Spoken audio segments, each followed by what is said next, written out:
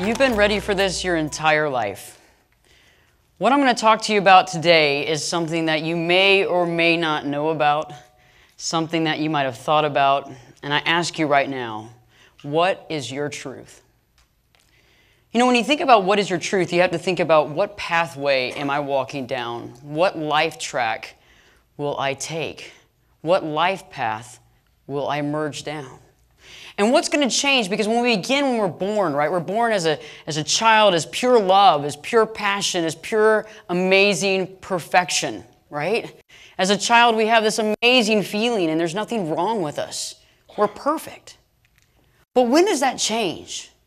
When do we change that thought process of ourselves and begin to think differently? You know, oftentimes we have people that come into our life to help us or to harm us. Sometimes they can say the most impressive and amazing things that makes us feel really good inside, and we feel capable, loving, and in the right place at the right time. And sometimes somebody can harm us, telling us we're not good enough, that the things about our life aren't perfect, and that we aren't pretty, we are overweight, we're not smart enough, and we'll never make this a reality in our life.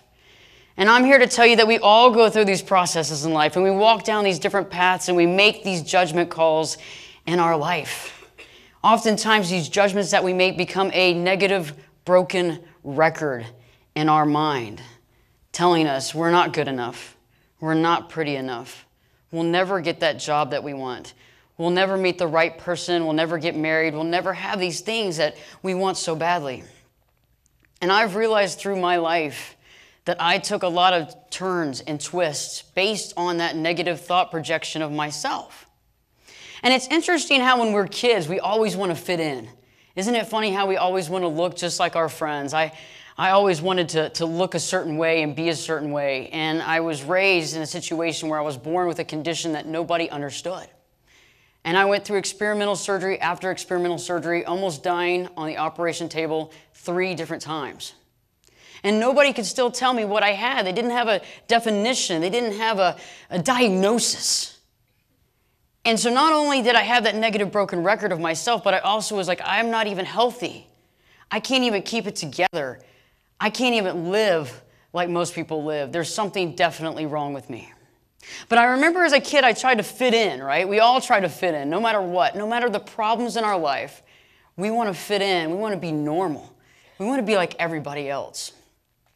And I remember I'd get past the whole concept of the disease. I'm not at ease, right? I call it a dis-ease. And I'd get past that part, and then I would just focus on being a kid. And the one thing that really stood out to me, and I know that maybe a lot of you out there might think the same way, because it's kind of interesting, my voice. For God's sakes, I wanted that cheerleader voice so bad. And no, I didn't get it. And I remember when I was 6 and 7 years old, and I would call my friends on the phone to come over to the house to play, maybe for a pool party or something like that. And I would call on the phone and be like, hello, and I would try to change my voice really high.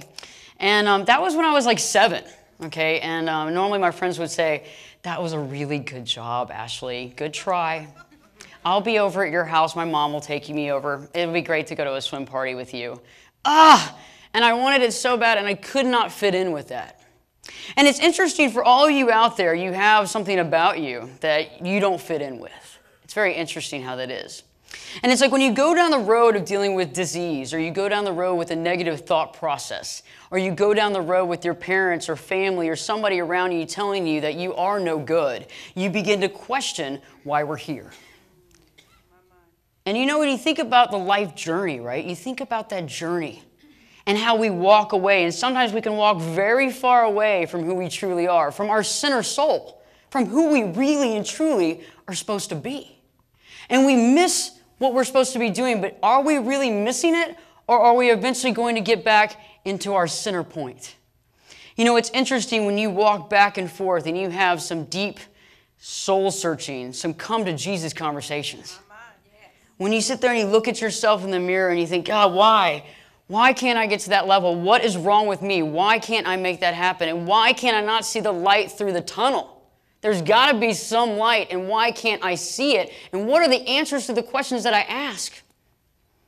And you know, I realized going through the process of the disease and all that in my life that there's a reason for us being here. And yes, I self-medicated. I tried to find peace in a bottle. I tried to turn to pharmaceutical medication, and maybe that would deaden. Maybe that would get away from that negativity, or maybe at least make me feel okay again. But guess what? It didn't work. And eventually one day I woke up and I realized something. I realized that it's all about love and understanding ourselves. But in order to love other people, we have to love ourselves first. And I went, oh my God, how do I do that? Because anybody can tell you to love everybody. I mean, that sounds great and that sounds awesome. It sounds lofty. But I realized that in order to love myself, I had to let go of what I call my burden.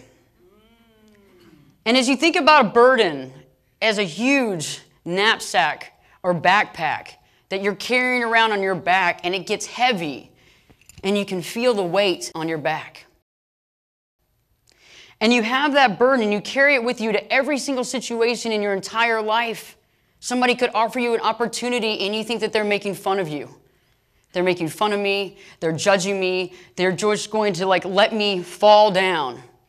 And then when we realize that we are judging ourselves with this burden and we're putting the burden in front of us in every situation, we begin to analyze, why do I carry this burden? And I realized eventually that there was a time where I didn't want to let it go because it had become me. It was so me. It was so solidly me that I had defined myself based on what other people had defined me as, based on my own insecurities. And I realized that until I let that go, I could never truly love myself. And you know, when you think about love in general, you realize that the reason why we're here in this path is to actually love ourselves. To come back to the center point and realize what it's all about. And when I looked at my burdens and I looked at the things that I held on to and I tried to hold on to it because it was so much a part of me, it was like having to mourn the loss of someone. When I finally let that down and I put it down and I looked at it and I tried to pick it back up, but I let it down because I realized that in order for myself to find that true love within me, I had to let go. So I ask you, are you ready to live your true life? Yes. Are you ready to let go of that burden and to identify that burden as somebody else's bill of goods that they sold you? A negative bill of goods that doesn't define you. Are you allowed to let that go? Because I'm going to tell you something right now that I think most of you might have an idea for. You might have thought about, but maybe haven't put two and two together, or maybe you've been told differently for so long.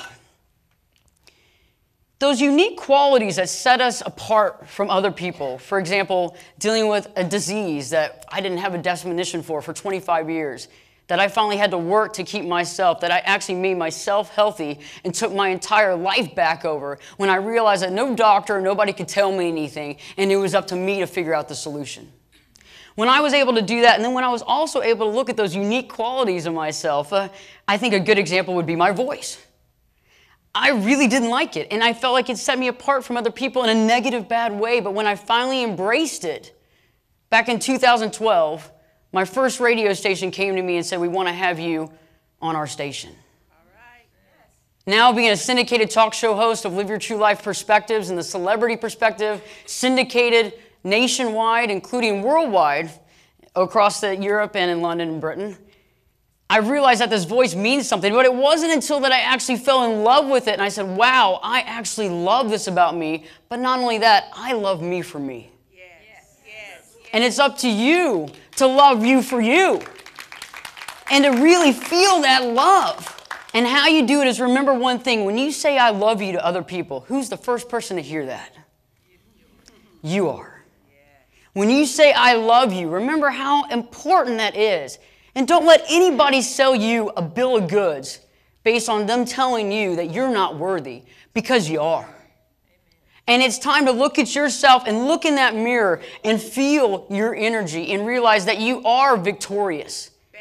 And that you can shine. And it's up to you to be victorious, to be exactly like you were supposed to be. Because it is up to you to find that track, to realize that the whole purpose of this life's journey is to live your true life by what? What is the reason for? We came into this planet, we came on earth to do one thing, to love ourselves. Every single facet of everything, because we created it. We made a deal when we came in. We need to find that love.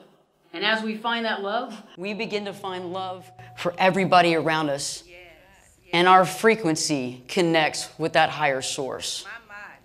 I ask you right now to ask those questions of yourself. Embrace that amazing stuff about you that only you have. And what I'm here to tell you is those amazing qualities about you that you didn't like before completely connect with your purpose here on earth.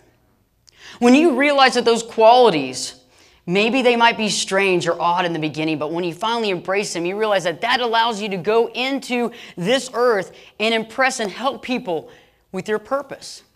And I'm here to tell you one last thing. Purpose directly correlates with those unique qualities. When we finally embrace them, it takes us to that next level of understanding how we can better serve our fellow men and our fellow women and help life on this planet be even better than we ever dreamed that it could be. Begin to love yourself today. I love you.